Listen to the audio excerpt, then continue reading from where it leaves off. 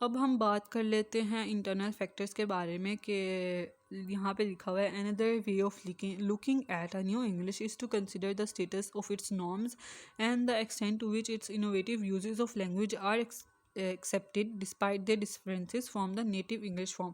उन्होंने कहा कि जो न्यू इंग्लिश है ना, उसको देखने का, उसको समझने का एक और तरीका ये है कि हमने जो इसकी नॉर्म्स हैं न्यू इंग्लिश की, उसको हमने कंसिडर कर लेना है और उस एक्सटेंट को कंसिडर करना है जहाँ पे इसका इनोवेटिव यूज़ ऑफ लैंग्वेज जो है वो एक्सेप्ट किया जा रहा है, क्योंकि जो न्यू इंग्लिश है वो जो नेटिव इंग्लिश से डिफरेंट है। अब जो बैंग बोज थे उन्होंने 5 इंटरनल फैक्टर आउटलाइन किए थे, वो हम देख लेते हैं कौन से हैं। पहला है डेमोग्राफिक फैक्टर में होता है कि स्पीकर्स जो हैं एक्रोलेक्ट और स्टैंडर्ड वैरायटी के, वो इसको किस तरह से यूज़ करेंगे। ज्योग्राफिकल फैक्टर में आता है ये कितनी वाइडली डिस्पर्स है, कितनी ज़्यादा फैली हुई है। अथॉरिटेटिव में आता है कि इसका यूज़ सबसे ज़्यादा कहाँ पे सैंक्शन है, मतलब ये सबसे ज़्यादा कहाँ यूज़ होती है। कोडिफिकेशन में आता है कि क्या ये रेफरेंस बुक में अपेयर हुई है। रेफरेंस बुक्स कौन कौन सी, जैसे डिक्शनरीज और ग्रामर्स हैं। एक्सेप्टेबिलिटी फैक्टर है what is the attitude of users and non users toward it's, मतलब जो इंग्लिश न्यू इंग्लिश जो है उसके यूज़र और नॉन यूज़र्स जो हैं उनका इसकी तरफ एटीट्यूड क्या है।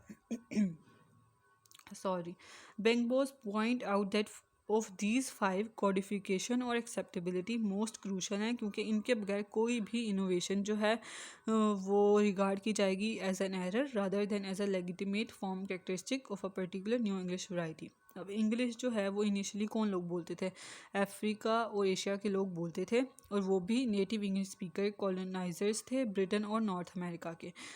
दे set up schools to teach first English and then other subjects through English. उन्होंने स्कूल्स बनाए जो पहले तो इंग्लिश सिखाते थे, फिर वो वाले सब्जेक्ट्स जो इंग्लिश के ज़रिए पढ़ाए जाते हैं, in order to provide a local work force able to communicate in the language. As time went on and the number of the students increase, जैसे वक्त गुजरता गया और नंबर ऑफ स्टूडेंट्स जो है बढ़ गए, तो इंग्लिश मीडियम स्कूल्स जो थे उन्होंने रिक्रूट कर लिए लोकल नॉन नेटिव टीचर्स। जैसे हमारे पाकिस्तान में भी होता है, हम लोग भी तो यही करते हैं ना, हम मतलब हम लोग इंग्लिश भी एज अ सब्जेक्ट पढ़ रहे हैं और बाकी जो हमारे बायो फिज़िक्स ये भी हैं वो भी हम लोग इंग्लिश में पढ़ रहे हैं। तो उन्होंने कहा कि जब ये इंग्लिश मीडियम स्कूल्स में बच्चे ज़्यादा बढ़ गए तो जो स्कूल्स थे उन्होंने हायर कर लिए लोकल नॉन नेटिव टीचर्स, जैसे हम लोग नॉन नेटिव हैं ना, तो उनको हायर कर लिया उन्होंने भी।